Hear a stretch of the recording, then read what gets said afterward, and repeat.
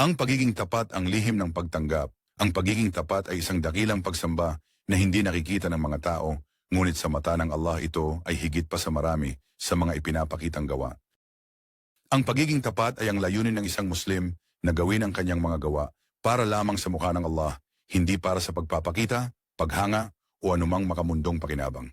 Sinabi ng Allah, at sila ay inutusan lamang upang sumamba sa Allah nang tapat sa Kanya ang relihiyon.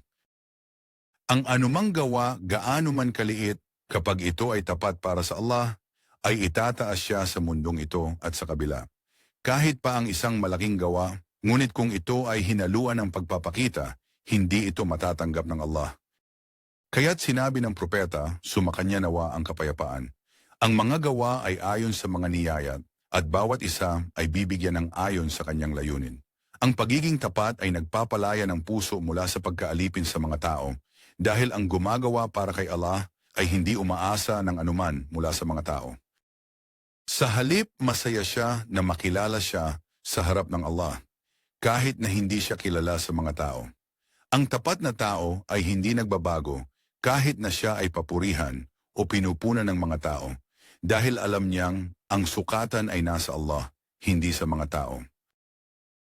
Ang pagiging tapat ay hindi lamang sa mga pagsamba, kundi sa lahat ng ginagawa ng Muslim, sa kanyang trabaho, sa pakikisalamuha, sa pag-aaral, at sa kanyang dawa. Kapag nilinis niya ang layunin, ang lahat ng ginagawa niya ay nagiging pagsamba. Kahit ang pagpapangiti sa kanyang kapwa o pagpapakain sa kanyang pamilya ay magkakaroon ng gantimpala kung ang layunin ay para kay Allah.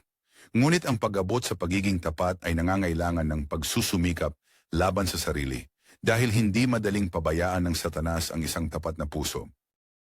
Tuwing may naiisip kang hindi dalisin na layunin, humingi ng tawad kay Allah at muling i-renew ang iyong layunin.